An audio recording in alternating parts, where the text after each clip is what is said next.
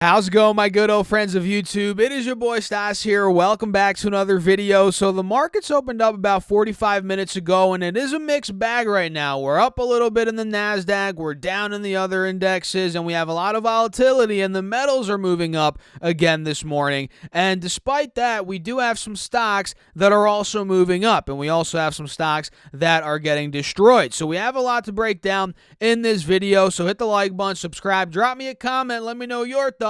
And make sure to get your 5 stocks from Moo. Literally free money, guys. All you have to do is use my link down below, deposit at least $100, and you could get up to 5 stocks, each of which could be valued up to $3,500. Again, free money, link down below. And with that being said, let's get into it. So it's 10:15 on the East Coast right now, and the markets, like I said, they're a pretty mixed bag. We have the Russell at break even, NASDAQ's up 0.3, we have the Dow down 0.4, and we have the S&P at pretty much break even as well, barely up only 0.06%. And we have seen a bit of a rally this morning, and in the pre-market in general, after the futures market was a complete bloodbath yesterday. And like I said in my video last night, guys, that was a possibility. You know, whenever we see the futures market down a ton, there's always a possibility that it reverses completely overnight. We've seen that happen countless of times. And the flip side happens a lot, right? Let's say the futures market is heavy in the green, Monday night, Sunday night, whatever.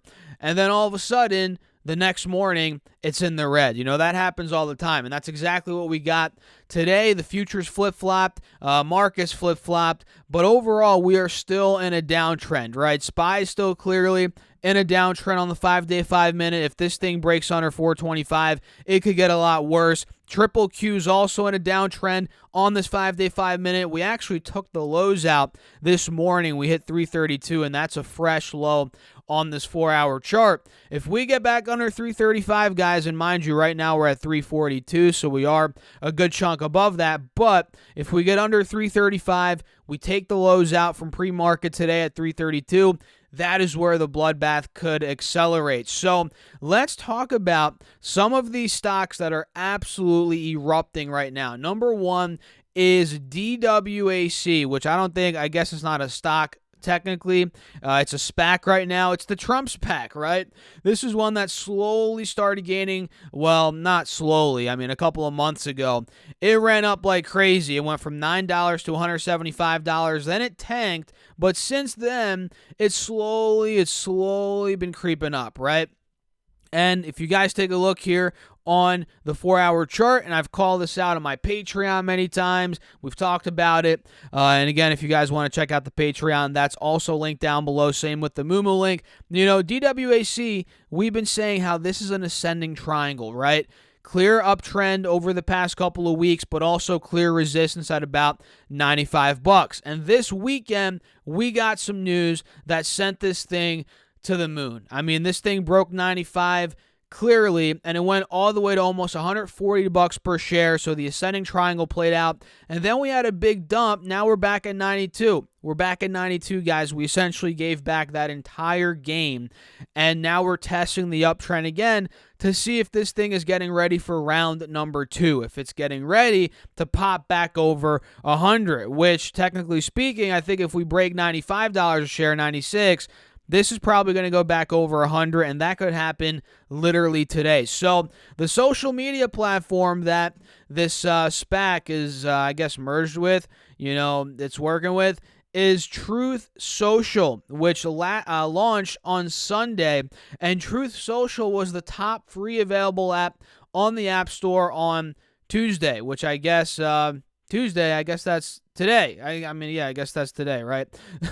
So, yeah, this is moving, guys. That's moving the SPAC here. And I'm not sure if Truth Social is going to be legit. If I had to guess, a year, 2, 3, 4, 5 years from now, it might not even exist. Honestly, it might just be a short-term thing. But in the short term here, over the next couple of months, especially if Trump runs again, who knows, heading into his election in 2 years or whatever, this might easily be a runner, or at least relevant. I don't want to say the stock's going to crush it, but it might at least be relevant for the next year or 2 years. So I might even have to download it and see what it's all about. Why not?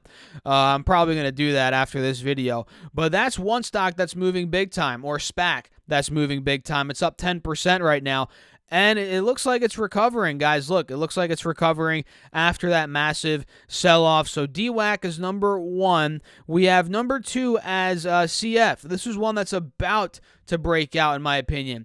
It's already trying to. CF is CF Industries. This is up 4.5% on the day so far. We are seeing an ascending triangle on this one as well, which you guys saw how Dwac's ascending triangle played out, right? If that plays out here on CF, this could easily be breaking out $80, $85 a share. So we can see it's been uptrending for months. That's obvious. But over the past roughly 2 months, we've seen resistance at $75, which right now today it's up 4.5% roughly. We're trading above $75. We're gaining steam out of that resistance, which is why I believe this one's about to break out. The ascending triangle on this one could literally play out this week. So I'm watching CF Industries with 5 eyes, let alone my 2 eyes. I'm keeping all eyes on CF Industries. I might as well put an alert at $77 a share. I'll do that right now. $77 mark is at or above. Macy's is also doing well today. Macy's is up 8.4%.